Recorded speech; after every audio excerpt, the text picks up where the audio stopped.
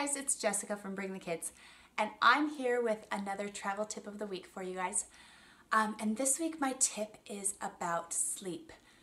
So many parents are so worried about their kids sleeping on trips, and so much so that so many people just choose not to go on trips because they're worried that their kids aren't going to sleep good, or that they're going to, they can't nap in other places besides their bed. But I'm just going to give you a couple of quick tips that we use with our 5 kids that have helped us to kind of deal with the sleep issue with traveling a lot, always going to different places, and how we've been able to help our kids a lot. Now, just really quick, so for those of you guys who don't know, we've got 5 kids, and they are ages 10 months, 3, 5, 8, and 10. So we have kind of a big span here.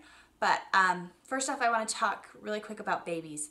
So if you're going on a short trip, it's kind of hard to stick to a nap schedule.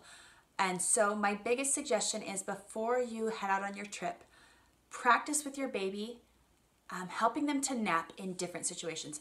If you're going to take your stroller with you, practice just walking around the block at nap time with your baby in the stroller so that they know how to nap in the stroller. Or if you're going to just have a baby carrier with you, go out and have your baby practice taking naps in the baby carrier. Because if they have that practice before you go, they don't have to go through that struggle of figuring it out while you're on the road. It's so much easier if they have a little bit of experience with it. Also, practice helping them to sleep at nighttime. And I probably recommend this for kids up to about age 4. Practice helping them sleep in different situations other than just in their own bed.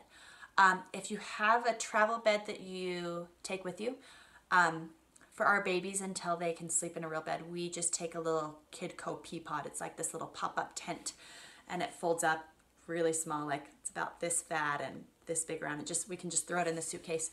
And so for a couple of weeks before, we'll start having them take their naps in there, and then we'll start putting them to bed at night in there, so that when we go somewhere new, they're used to sleeping in it, and they've got this familiar bed. If you're not taking a travel bed with you, practice putting your baby maybe to sleep in a pack and play, or at a friend's house, or take a quick trip over to grandma's house for a night or two, so that they're used to it, so that when you're on this awesome family vacation, they actually have already learned how to sleep in different places, and so they're ready for it. Kind of the same suggestion goes with toddlers. Help them to sleep in different places. Maybe one night they could sleep on the couch or in the living room. That you can be a little bit more flexible with just trying out different places at home.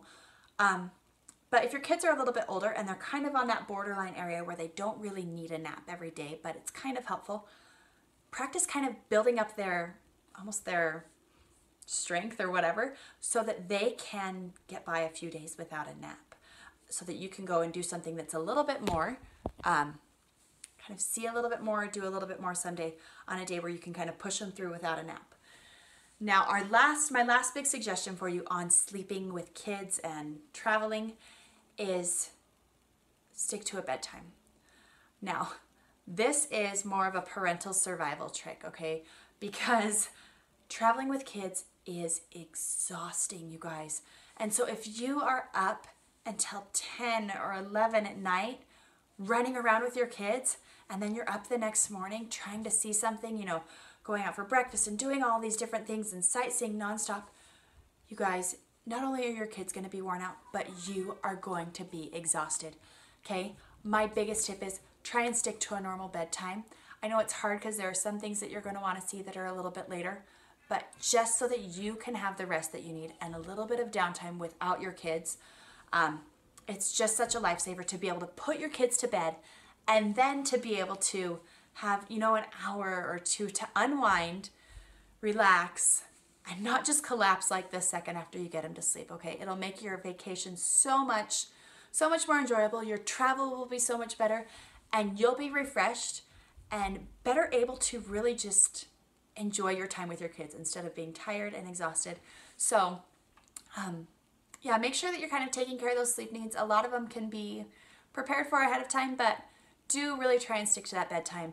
It really helps a lot. It will help you be a happier parent, enjoy your travels more, and just get along a little bit better. If any of you guys have any other great suggestions on sleep and kids while traveling, please let us know in the comments, or if you have any questions or anything like that, please let us know, because we want this to be something where everyone can help each other out and make sure that we're working together so that we can all have awesome adventures.